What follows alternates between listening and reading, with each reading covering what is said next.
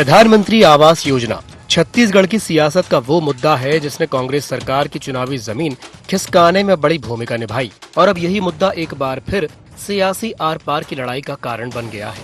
और इसे लेकर छत्तीसगढ़ में शुरू हुई सियासी आर पार की लड़ाई। पूर्व मुख्यमंत्री भूपेश बघेल के आरोपों के बाद उप मुख्यमंत्री विजय शर्मा ने मोर्चा संभाला और प्रेस कॉन्फ्रेंस करके आंकड़ों के साथ जवाब दिया। विजय शर्मा ने कहा कि पूर्व सीएम बघेल पीएम आवास को लेकर एक बार फिर से भ्रम फैलाने की कोशिश कर रहे हैं। विजय शर्मा का ये दावा है कि उनके द्वारा मुख्यमंत्री को लिखे पत्र में 10,60,000 आवास पूर्ण होने की बात कही, लेकिन इन आंकड़ों में पीएम आवास ग्रामीण के साथ पीएम जनमन योजना के आवास भी शामिल हैं। उन्होंने सितंबर 2023 में कांग्रेस सरकार के दौरान हुई आवासों की स्वीकृति का भी जिक्र किया। यानी बीजेपी की तरफ से ये दावा किया गया है कि पीएम आवास के आंकड़ों को लेकर कांग्रेस आधी तस्वीर पेश कर रही है। और इसी के साथ विजय शर्मा ने भूपेश बघेल को खुली चुनौती दे दी।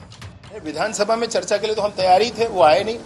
और अभी भी अगर उनको कंफ्यूजन है, मेरी बात समझ, प्रधानमंत्री आवास को लेकर उनके मन में बहुत कंफ्यूजन है, मैं बिल्कुल जहां वो कहेंगे बैठकर उनसे बात करने तैयार, एकदम तैयार हूं। मसला ये है, इस पर स्पष्टता से काम हुआ है और पूरे आंकड़े अब आपके सामने जब है तो और कौन बच जाता है। ये तो सारी दुनिया के सामने रख दिया, ऐसा है ना विषय। ये तो पब्लिक डॉक्यूमेंट है जिस पर मैं बात कर रहा हूँ और इसमें से कोई भी एक आंकड़ा ऐसा नहीं है जो मेरा बनाया हुआ है, मेरे ऑफिस का या छत्तीसगढ़ के पंचायत विभाग का बनाया हुआ है।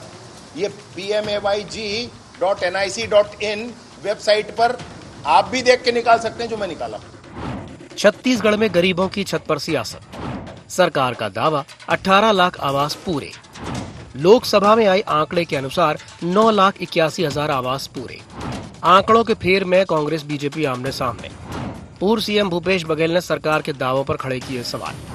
डिप्टी सीएम विजय शर्मा ने कांग्रेस को किया चर्चा के लिए आमंत्रित। चुनौती स्वीकार करते भूपेश बघेल ने किया पलटवार।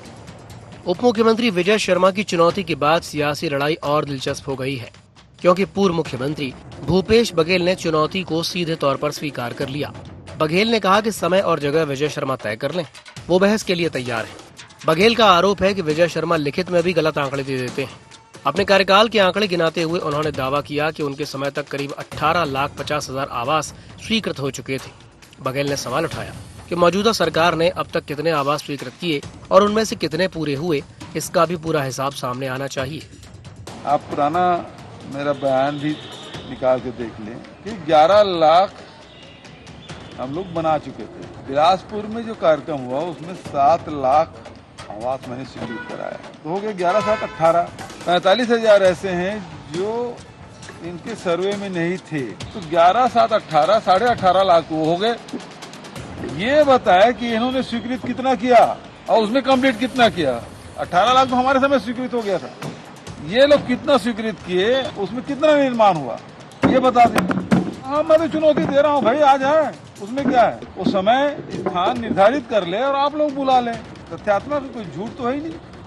ये झूठ बोल रहे हैं, लोकसभा में अलग बोलते हैं, यहाँ अलग बोलते हैं। जब एक बार प्रश्न लगाया था तो जवाब ही नहीं दे पाया था। प्रधानमंत्री आवास पर शुरू हुई सियासी बहस अब आंकड़ों की लड़ाई से निकलकर खुली चुनौती तक पहुंच चुकी है।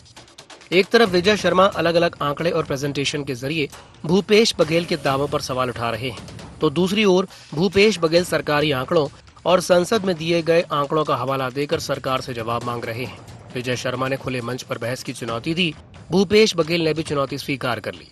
यानी अब निगाहें इस बात पर हैं कि बहस की ये चुनौती कब और कहां आमने सामने की सियासी भिड़ंत में बदलती है, क्योंकि सवाल सिर्फ पीएम आवास का नहीं, सवाल आंकड़ों के सच का है।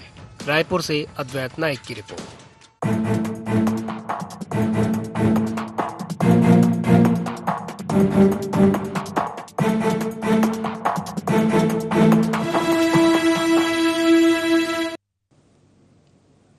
नमस्कार, जय जोहार, गुहार। छत्तीसगढ़ पीएम आवास पर आर पार में आप सभी का स्वागत है। मैं हूं आपके साथ दिव्यांशु जोशी।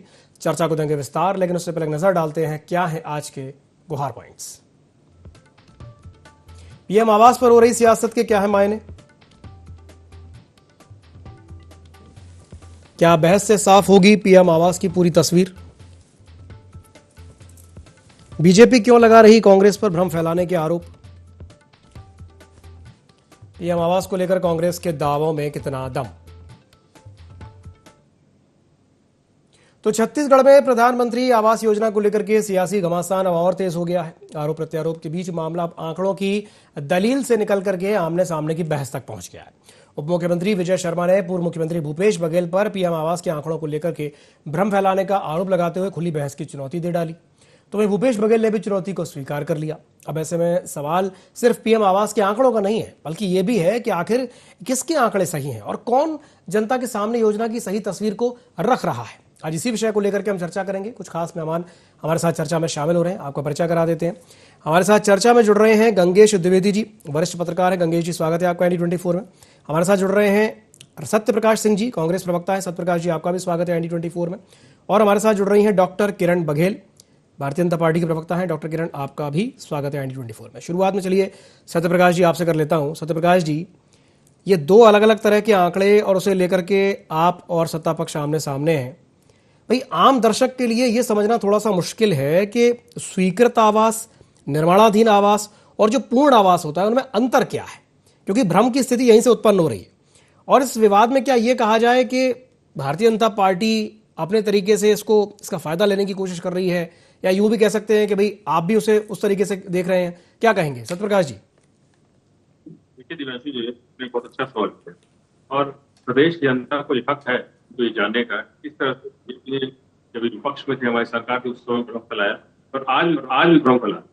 देखिए, मैं आपको थोड़ा सा बताता हूँ सवाल किया। तो ये योजना जो 2015 में लागू की गई और तब डबल इंजन की सरकार, तब स्वीकृत जो हुए थे छत्तीसगढ़ में 2011 की जनगणना के आधार पर 18 लाख आवास बनाने की स्वीकृति मिली थी।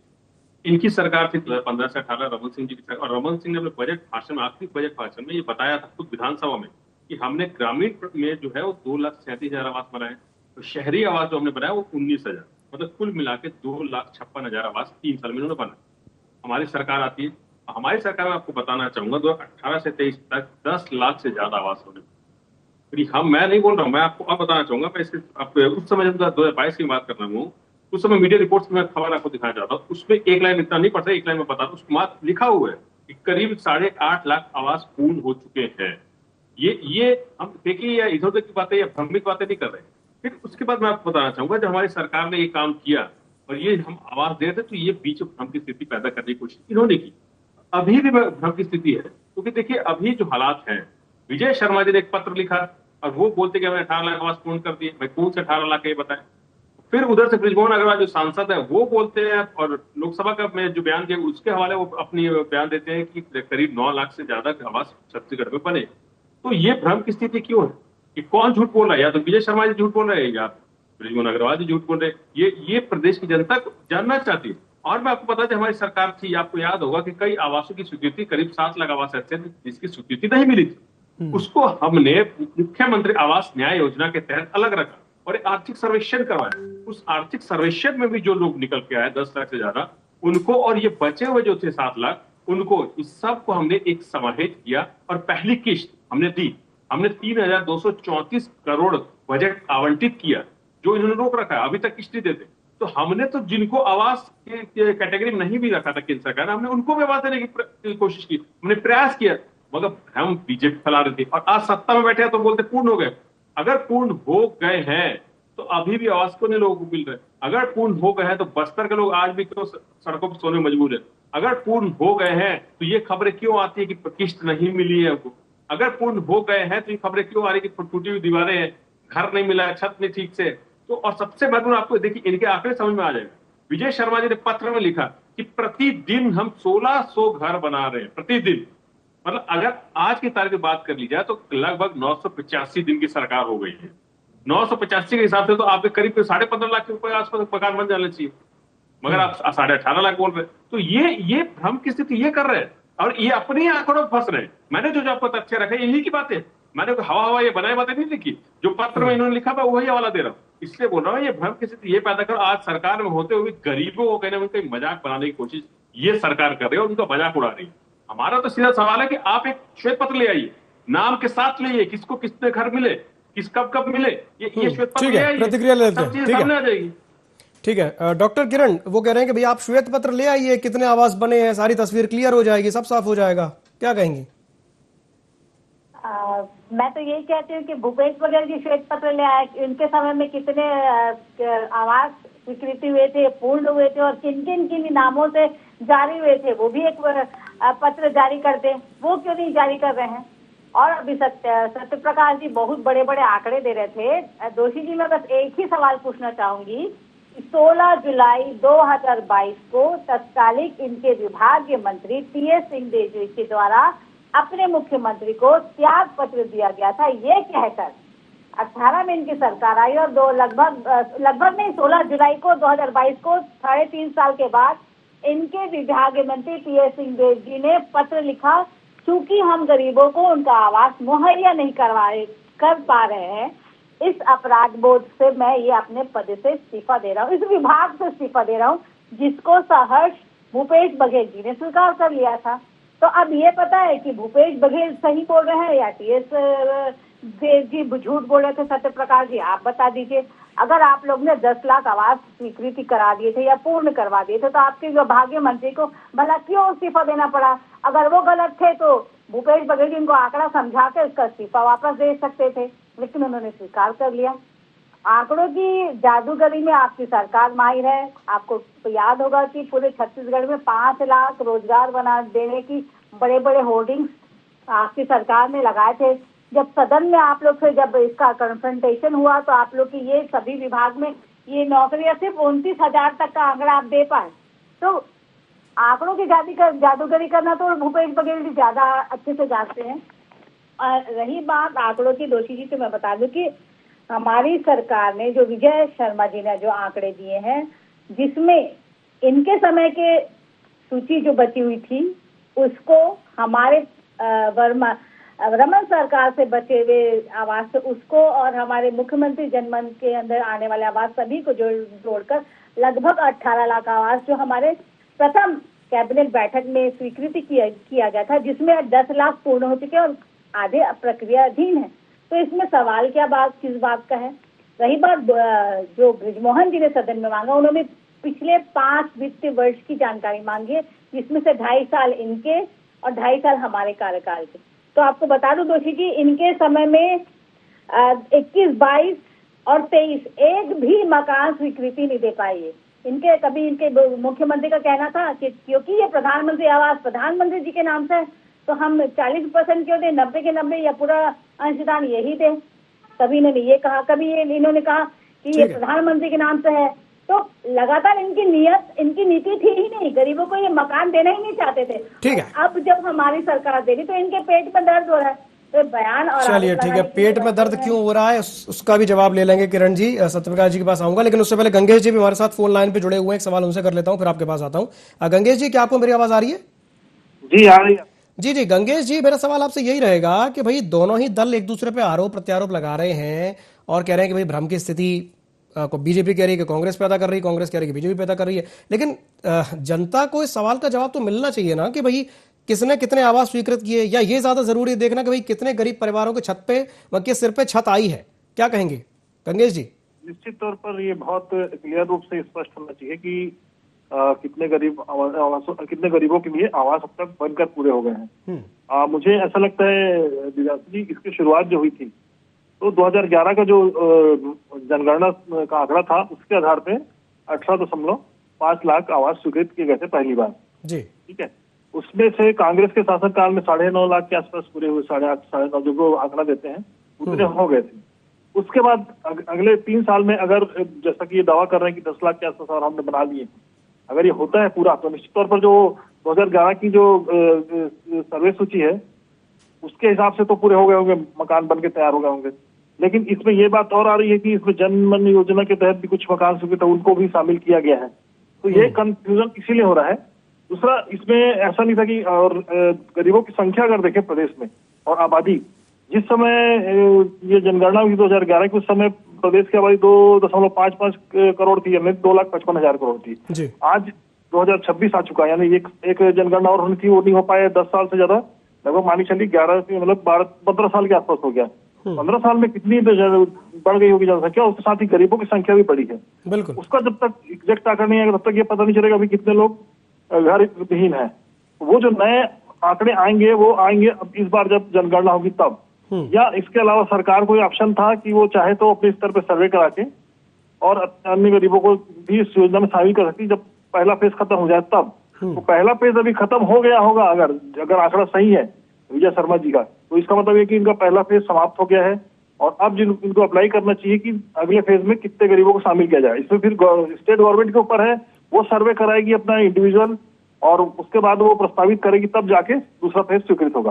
तो ऐसे में ये जिस तरह की अभी बात हो रही है और वहां तक मतलब गड़बड़ी इसलिए आई है कि मतलब जो कहना चाहिए कंफ्यूजन इसलिए आया है कि लोकसभा में जो आंकड़े हैं वो कंफ्यूज करना है पूरी तरीके से, या तो वो सही है या फिर यहाँ का दावा सही है। इसको लेकर बहस है तो हो ही जाए बहस, दोनों ही पार्टी अपनी या दोनों ही जिम्मेदार नेता है, दोनों अपने अपने आंकड़े एक दूसरे सामने पेश करते, जनता के सामने रखें अच्छे से, तो मुझे लगता है चीज स्थिति स्पष्ट हो जाएगी। ठीक है सत्य प्रकाश जी अब बोलिए जी। देखिए टेक्निकल वजह से किरण जी ने क्या बोला स्पष्ट है नहीं, ये तो थोड़ा सा सवाल कर लेगा ज्यादा बेहतर है। जी नहीं सत्यप्रकाश जी, किरण जी यही कह रही थी कि भाई आप भ्रम फैला रहे हैं। वो कह रही हैं कि भाई ये भ्रम की स्थिति क्यों उत्पन्न की जा रही है। जी किरण जी कुछ कहना चाह रही हैं क्या? किरण जी किरण जी जी किरण जी आपकी आवाज जी बोलिए। जनता के सामने स्पष्ट भ्रम फैलाने की स्थिति कांग्रेस कर रही है। अगर इतने सही होते भूपेश बघेल जी तो पहले ही अपने आंकड़ों के साथ ये बात कहते कि किस जगह पे आना चाहते हैं। वो तो फिर विजय शर्मा जी से पूछ रहे हैं जगह बताइए, वो खुद आमंत्रित कर देते। ठीक है भ्रम तो ये फैला रहे हैं। ठीक है, वो कह रहे हैं कि भ्रम फैला रहे हैं सत्यप्रकाश जी। किरण जी कह रहे हैं कि भ्रम आप फैला रहे हैं जी। अच्छा दिव्यांशु जी, अभी इन्होंने बोला भ्रम आप फैला रहे हैं और आंकड़े की बात कर रहे थे। इनके सुब्रमण्यम स्वामी जी बोलते हैं कि बीजेपी के आंकड़ों पे भरोसा ही नहीं करना चाहिए। इन्हीं के राज्यसभा सांसद बोलते हैं, तो इनके आंकड़ों पे जब इन्हीं के लोग ही नहीं भरोसा करते हैं तो प्रदेश की जनता कैसे भरोसा करेगी?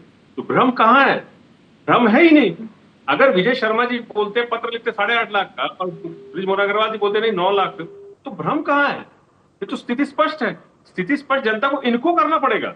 इन दोनों में से झूठ कौन बोल रहा है और सच कौन बोल रहा है? हम भ्रम नहीं फैला रहे। मैंने तो जितना आपको बातें कही वो क्या एक भी मैंने इधर उधर की बातें की, पत्र के मुताबिक मैंने बात बताई। हमने जो किया वो बोला, मैंने श्वेत पत्र निकाल दे बता दिया मैंने।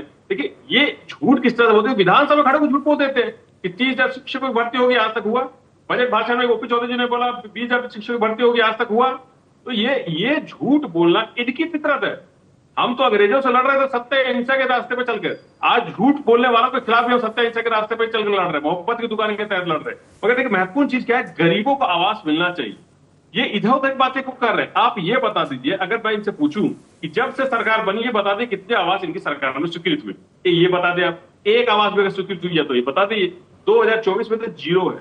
ठीक है किरण जी जवाब दे दीजिए। ये भ्रम की स्थिति नहीं है, स्थिति स्पष्ट है। ये पिछले 5 साल में लगभग 15 लाख आवास, 15 लाख 45,000 आवास की स्वीकृति मिली थी। माफी लक्ष्य मिला था, उसमें से 13.5 लाख की स्वीकृति मिली।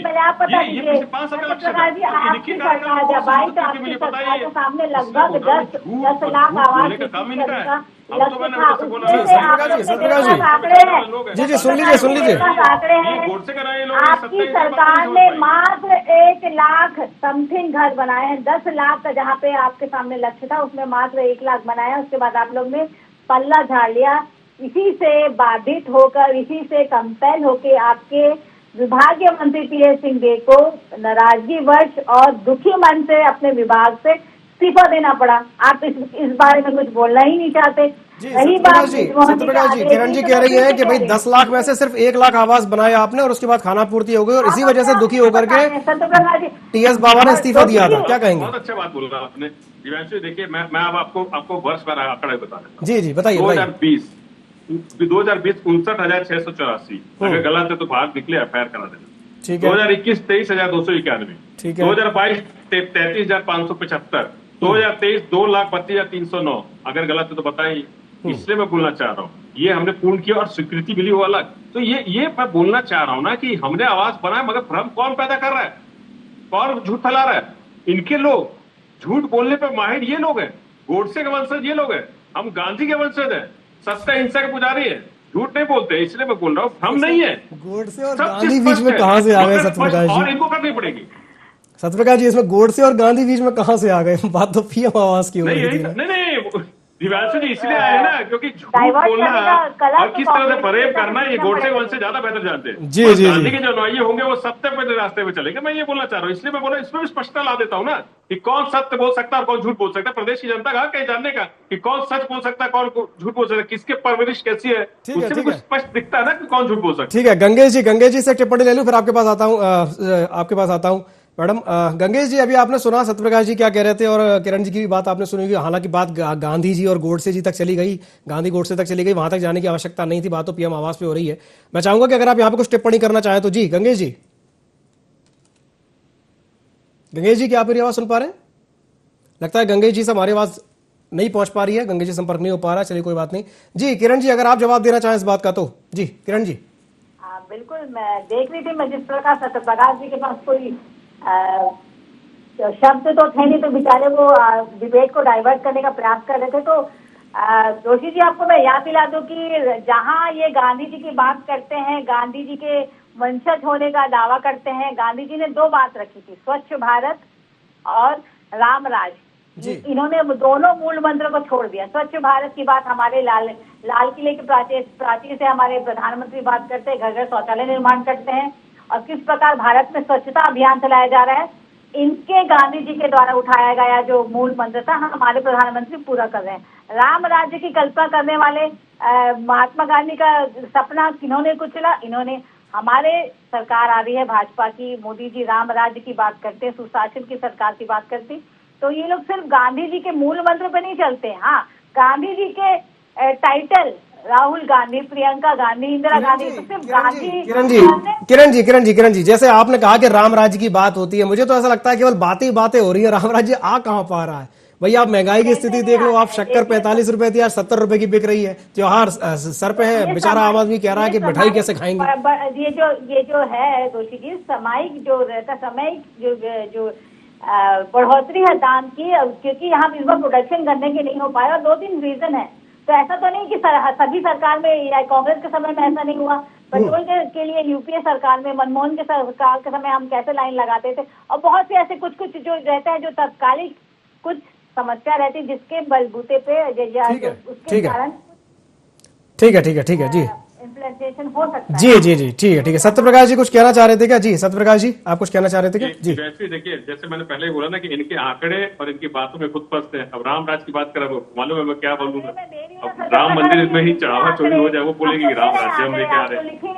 जो 1 करोड़ रोजगार को देंगे नहीं, और अभी नीति आयोग की रिपोर्ट आई है कि 85% जो पद खाली है केंद्र सरकार के अलग अलग विभागों में, ये अभी की रिपोर्ट हाल फिलहाल की, वो राम राज्य की बात कर रहे हैं। जहां महंगाई चरम पे पहुंच चुकी है, वो राम राज्य की बात कर रहे हैं। बेरोजगारी चरम पे, और राम राज्य की बात कर रहे हैं। लगभग हर महीने 1 लाख से ज्यादा व्यक्ति भारत छोड़कर विदेश जा रहा है, वो राम राज्य की बात कर रहे हैं। तो ये हालात हैं। सड़क पे युवा है, राम राज्य का आ रहा है। सड़क पे किसान है, राम राज्य आ रहा है। महिलाएं उसके साथ दुष्कर्म हो रहा है, बलात्कार हो रहे हैं, राम राज्य आ रहा है। तो ये राम राज्य नहीं है, ये रावण राज चल रहा है। और मैं तो फिर वही बोल रहा हूँ, गरीबों को आवाज दे दीजिए। आप राम राज्य लाइए, रावण राज्य लाइए, वो आपकी सरकार है, मगर गरीबों का जो हक है उसको आवाज दीजिए। गरीबों का हक है जानने का कि क्यों नहीं मिला, वो बताइए। गरीबों का जो हक है कि आप भ्रम मत पैदा कीजिए, स्थिति स्पष्ट कीजिए, वो बताइए। तो इसलिए बोल रहा हूँ कि ये इधर उधर बातें मत कीजिए। प्रमुख मुद्दा ये है कि आवास मिलना चाहिए। आपने कितने बोला, अगर आपको संशय है तो श्वेत पत्र ले आइए। अगर हम झूठ है तो वो भी बता दीजिए। भूपेश बघेल जी तो अपना चैलेंज स्वीकार करते हैं, विजय शर्मा जी को आना चाहिए, आइए जहां मंच बुलाइए, वो भी स्वीकार कर लीजिए। ठीक है। क्यों भाग रहे चर्चा करने से? तो देखिए, इसलिए वो बोला इधर उधर की बात मत कर, आवास गरीबों को मिला, कैसे मिले उस पर बात कर। ठीक है बात बोलना चाहूंगा, और इसी पे बात होनी चाहिए, इसी पे बात करेंगे। गंगेश जी हमारे साथ फिर से जुड़ गए। गंगेश जी, आपको मेरी आवाज आ रही है? हाँ आ रही सर। जी गंगेश जी, मेरा आपसे सवाल ये रहेगा कि क्या इस मुद्दे पर सरकार को या विपक्ष को एक डिस्ट्रिक्ट वाइज बेनिफिशियरी डेटा सार्वजनिक कर देना चाहिए, जब कितने हाउस सैंक्शन हुए, कितने कंप्लीट हुए, इसका एक कॉमन डैशबोर्ड सामने रखना चाहिए जनता के? क्या कहेंगे गंगेश जी? निश्चित तौर पर इसमें स्थिति स्पष्ट करना चाहिए। जो 18.5 लाख स्वीकृत है तो तय है, सबको पता है। अगर उसके अतिरिक्त इन लोगों ने और सर्वे कराया है, और दूसरी बात इसमें एक चीज और जोड़ना चाहूंगा मैं जी, कि जब भाजपा ने 2018 के चुनाव के पहले 1 साल पहले अभियान शुरू किया था अपना पॉलिटिकल अभियान, उसमें घर घर जाके इनके कार्यकर्ताओं ने फॉर्म भरवाया था कि हम हर गरीब को मकान देंगे। वो सर्वे फॉर्म कहाँ है? मुझे लगता है उस सर्वे फॉर्म को सरकार को इस्तेमाल करना चाहिए और वो भी डाटा जारी करना चाहिए कि उस सर्वे फॉर्म में कितने लाख लोगों का आपने फॉर्म भरवाया उसमें पीएम आवास देने के लिए। अगर वो डाटा अगर सरकार के पास है तो उसको भी सार्वजनिक करना चाहिए। होगा निश्चित तौर पर पार्टी कार्यकर्ताओं ने घर घर जाके काम किया था, उस डाटा को लेके नए हितग्राहियों को भी साथ में जोड़े, क्योंकि बड़ी संख्या में पिछले 15 साल में तो बढ़े होंगे ना स्वाभाविक रूप से, कम से कम 1.5 गुना 2 गुना हो गए होंगे, यहाँ की आबादी भी डबल ट्रिपल हो गई होगी और गरीबों की संख्या भी उतनी बढ़ गई होगी। तो इसको लेकर सरकार को स्थिति एकदम स्पष्ट करना चाहिए कि जो पुराना डाटा है 2011 के जनगणना का आंकड़ा है वो अपनी जगह है, लेकिन अभी जो बीजेपी ने जो सर्वे किया था वो सर्वे कहाँ है, उस सर्वे को भी स्पष्ट रूप से सामने लाके उसके आंकड़े को जारी करना चाहिए और उस पर गरीबों के लिए आवास बनाने की योजना इस योजना के तहत स्वीकृत कराना चाहिए। क्योंकि सेकंड फेज का यही है, मतलब सेकंड फेज जो था उसका यही था कि पहला फेज पूरा होगा तो फिर जो बाकी और नए प्रस्तावित होंगे सरकार की तरफ से जो नए आंकड़े आएंगे उसके तहत और भी स्वीकृत होंगे मकान। बिल्कुल बिल्कुल सही कहा आपने गंगेश जी। ये जो भ्रम की स्थिति है ये ज्यादा समय तक नहीं रहनी चाहिए, क्लैरिटी आनी चाहिए, स्थिति स्पष्ट की जानी चाहिए। चलिए बहुत बहुत धन्यवाद आप तीनों मेहमानों का हमारे साथ जुड़ने के लिए और चर्चा में शामिल होने के लिए। तो बात सिर्फ इतनी सी है कि कितने आवास स्वीकृत हुए, कितने निर्माण हुए, ये एक अलग सवाल है, लेकिन मुख्य सवाल ये है कि कितने ऐसे गरीब हैं जिनके सर पे पक्की छत आ पाई, इसका जवाब मिलना चाहिए और ये स्थिति सरकार ही स्पष्ट कर पाएगी और सरकार को करना भी चाहिए। गुहार छत्तीसगढ़ में फिलहाल के लिए इतना ही। खबरों का सिलसिला लगातार जारी है, आप बने रहिए IND24 के साथ। नमस्कार।